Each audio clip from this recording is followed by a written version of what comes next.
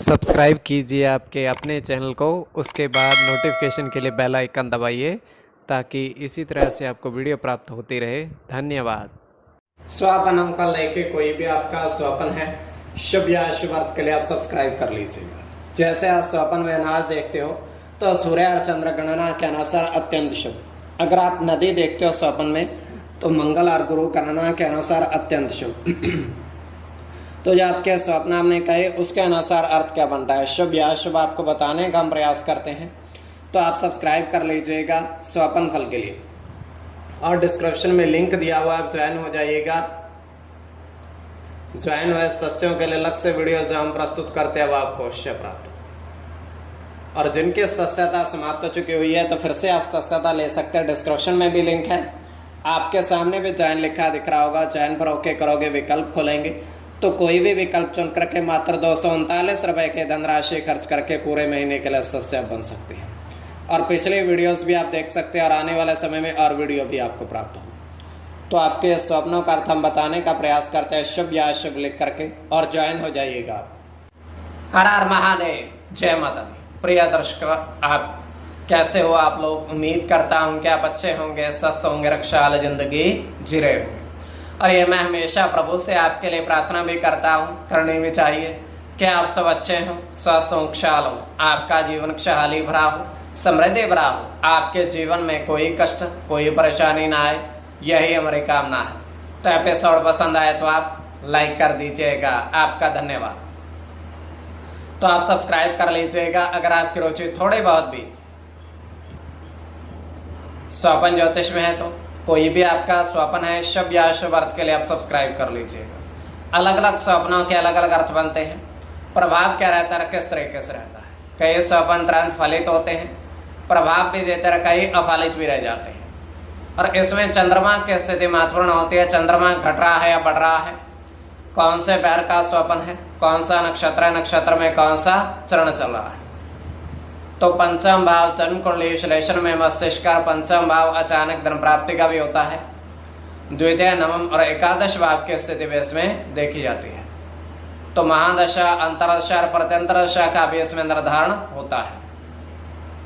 तो स्वयं का स्वपन जो है तृतीय पैर का है, 2:05 समाप्ति का समय है। दृष्टिगोचर ये हो रहा है, हम देख पा रहे हैं कि 2 नाव है, और वो नाव जो है समुद्र के किनारे हैं, रेत पर।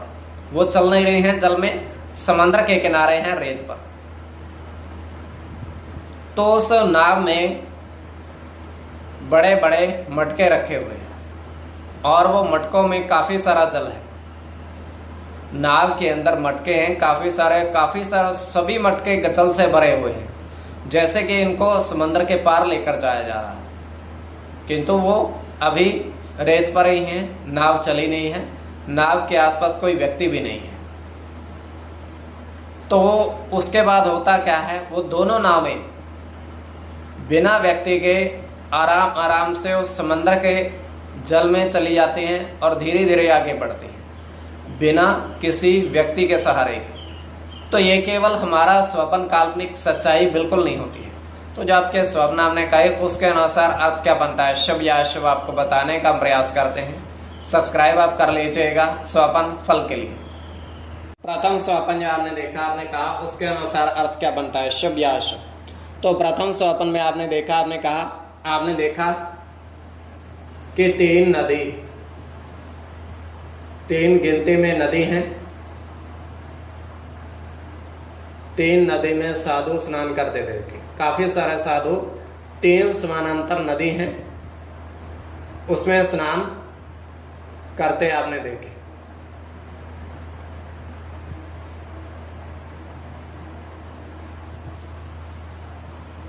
तो ये अत्यंत शुभ स्वपन है।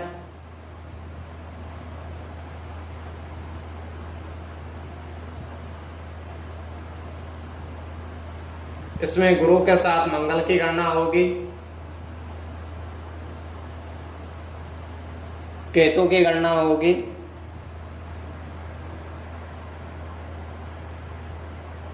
शुक्र के साथ चंद्र की,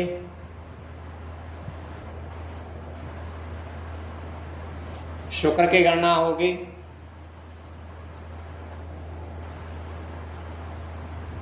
चंद्र के साथ सूर्य की और मंगल की। इसमें शुक्र की गणना प्रधानता में रहेगी। कोई भी आपका स्वपन है शुभ या अशुभ अर्थ के लिए आप सब्सक्राइब कर लीजिए। द्वितीय स्वपन जो आपने देखा, आपने कहा, उसके अनुसार अर्थ क्या बनता है, शुभ या अशुभ। तो द्वितीय स्वपन में आपने देखा, आपने कहा, आपने देखा कि 4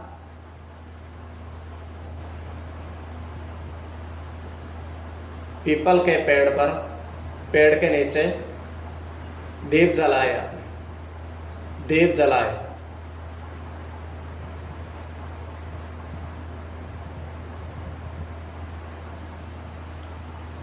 तो यह अत्यंत शुभ स्वपन है।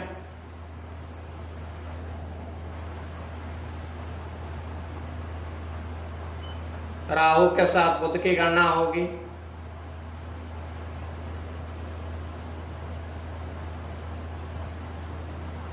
बुध की गणना होगी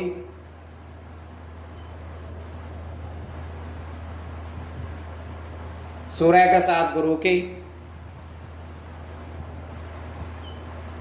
सूर्य की गणना होगी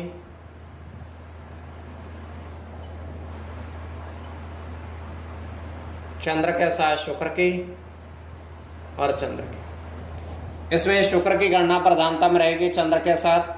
तो कोई भी आपका स्वप्न है शुभ या अशुभ अर्थ के लिए आप सब्सक्राइब कर लीजिएगा। और आपके स्वप्नों का अर्थ हम बताने का प्रयास हमने थोड़ा बहुत किया है, शुभ या अशुभ।